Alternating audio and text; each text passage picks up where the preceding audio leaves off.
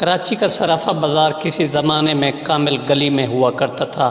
اسی صرافہ بازار میں پاکستان کے نامور بزنس مین سیٹھ عابد کے والد کی دکان بھی ہوا کرتی تھی۔ سیٹھ عابد شیخ عابد حسین کے والد کی بابت ستار بھائی نے مجھے بتایا تھا کہ انہوں نے امام مہدی ہونے کا دعویٰ کر رکھا تھا۔ وہ صرافہ بازار میں ایک ہاتھ میں کینچی لے کر گھوما کرتے تھے اور جہاں کسی شخص کے چہرے پر داڑھی اور مونچھیں دیکھتے وہیں کینچی سے اس کی مونچھیں تراش دیتے، کیونکہ یہ سنت رسول صلی اللہ علیہ وآلہ وسلم کے عین مطابق تھا۔ اللہ نے انہیں 6 بیٹے عطا کیے، جن میں سے آج کتنے زندہ ہیں اس کا مجھے علم نہیں، لیکن اتنا ضرور جانتا ہوں کہ ان 6 بیٹوں میں سے ہر ایک ارب پتی تو ضرور ہے۔ ایک اور بات جو ان بھائیوں میں مشترک تھی وہ یہ ہے کہ سب کے سب حاجی تھے۔ ان بھائیوں میں شیخ عابد حسین کے پاس سب سے زیادہ دولت تھی۔ شیخ عابد حسین کے بارے میں ستار بھائی نے جو کچھ مجھے بتایا، اس کے بعد مجھے ان کے بارے میں جاننے کی مزید خواہش پیدا ہوتی چلی گئی۔ سب سے پہلے تو یہ کہ اپنے بھائیوں میں وہ سب سے زیادہ ہوشیار، ذہین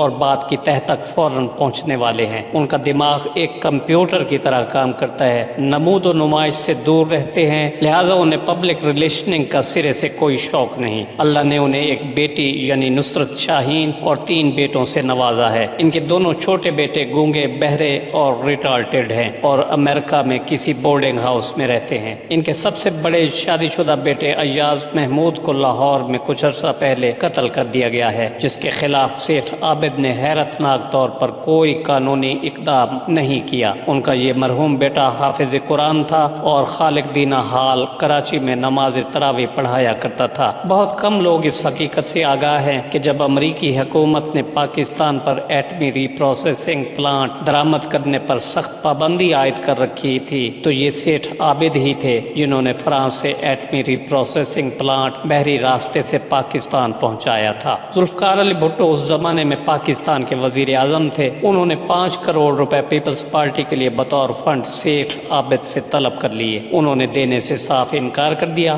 بھٹو صاحب کی ہدایت پر سیٹھ عابد کی گرفتاری کے لیے ہر جگہ چھاپے مارے جانے لگے، لیکن وہ موجود ہوتے ہوئے بھی ہاتھ نہ لگ سکے۔ اسی زمانے میں مجھے اپنی ماموزاد بہن کے گھر جو شہید ملت روڈ کی متوازی سڑک سندھ ٹریڈرز سوسائٹی میں واقع تھا جانے کا اتفاق ہوا۔ گھر سے باہر نکل کر میں نے دیکھا کہ ایک بڑے سے مکان کے باہر فوجی ٹرک کھڑے ہیں۔ وہ وہاں کسی کو گرفتار کرنے آئے تھے۔ پوچھنے پر معلوم ہوا کہ وہ سیٹھ عابد کی اکلوتی بیٹی نصرت شاہین کی گرفتاری کے لیے آئے ہیں۔ فوجی سیٹھ عابد کی صاحبزادی کو ٹرک میں بٹھا کر لے گئے۔ جب سیٹھ عابد کے علم میں یہ بات آئی تو انہوں نے لندن میں زیر تعلیم بے نظیر بھٹو کو اغوا کرا لیا۔ اب سیٹھ عابد کی بیٹی بھٹو کی قید میں اور بھٹو کی دختر سیٹھ عابد کی تحویل میں۔ بہرکیف دونوں میں سمجھوتا ہو گیا اور نصرت شاہین اور بے نظیر بھٹو رہا کر دی گئی۔ یہ بات پاکستان کے عوام سے ڈھکی چھپی نہیں کہ جنرل ضیاء الحق کی دختر زین ضیاء بھی ایک ریٹارڈڈ بچی تھی۔ اسے بھارتی اداکار شتروگھن سنہا بے حد پسند تھے، لہٰذا جنرل ضیاء الحق نے اپنے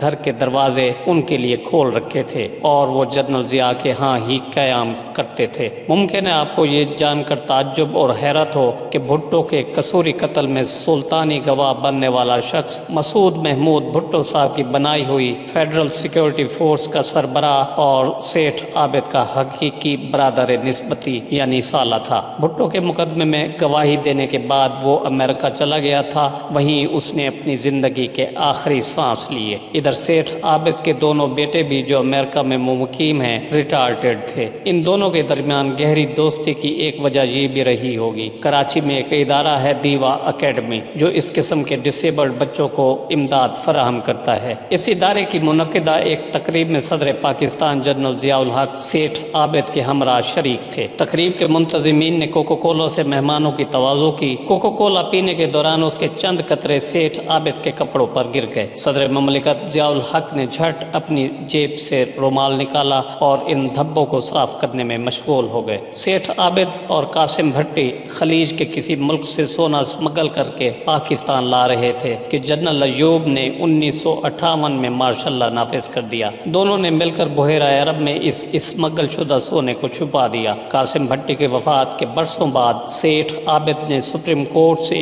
اس اسمگل شدہ سونے کا مقدمہ جیت لیا اور یہ سارا سونا اس کے قبضے میں آ گیا۔ یاد رہے کہ اسی قاسم بھٹی نے کراچی کے ایک معروف ہوٹل فریڈرکس کیفیٹیریا میں صدر سکندر مرزا کی اہلیہ ناہید سکندر مرزا کو سونے کا ہار بھی پہنایا تھا۔ سونے کے بعد سیٹھ عابد نے غیر ملکی کرنسی کی اسمگلنگ کا کام شروع کیا تھا۔ آج کل وہ بالخصوص کراچی میں پراپرٹی کے کام سے وابستہ ہیں۔ صدر میں واقع ریجنٹ پلازا ہوٹل کے مالک فیروز الدین بادیچہ ان کے گہرے دوستوں میں شمار ہوتے ہیں اور سیٹھ عابد اپنی شامیں اسی ہوٹل میں گزارتے ہیں۔ سیٹھ عابد نے اسمگلنگ کے حق میں کئی فتاوی لے رکھے ہیں۔ ان کا کہنا ہے کہ اسمگلنگ قانونی طور پر ایک جائز عمل ہے، یہ کوئی جرم نہیں ہے، اسے جرم بنا دیا گیا ہے۔ واضح رہے کہ سیٹھ عابد کے کیریئرز بھی آج لاکھ پتی اور کروڑ پتی بن چکے ہیں۔ شیخ عابد حسین کا آبائی تعلق پنجاب کے مردم خیز ضلع قصور سے ہے، جہاں کے بابا بلے شاہ، ملکہ ترنم نور جہاں،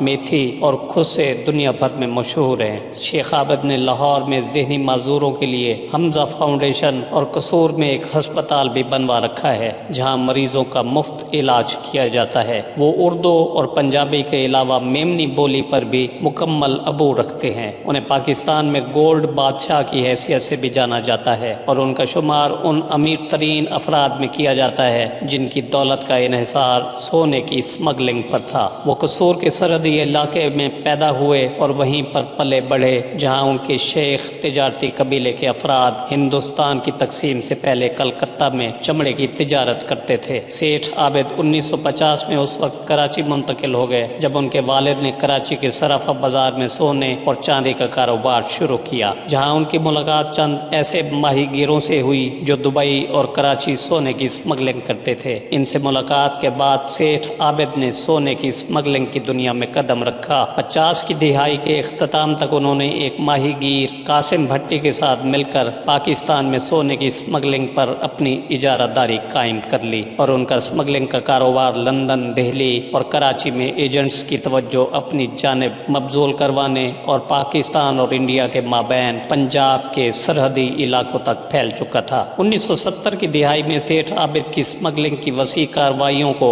ذوالفقار علی بھٹو کی حکومت کے دوران کچھ رکاوٹوں کا سامنا بھی رہا اور ان کے کچھ اثاثوں پر قبضہ کر لیا گیا۔ 1977 میں سیٹھ عابد نے اپنی مرضی سے جنرل ضیاء الحق کی فوجی حکومت کے سامنے رضاکارانہ طور پر ہتھیار ڈال دیے۔ سونے کی اسمگلنگ کا پاکستانی ڈان 85 برس کی عمر میں 8 جنوری 2021 کو اس فانی دنیا سے کوچ کر گیا۔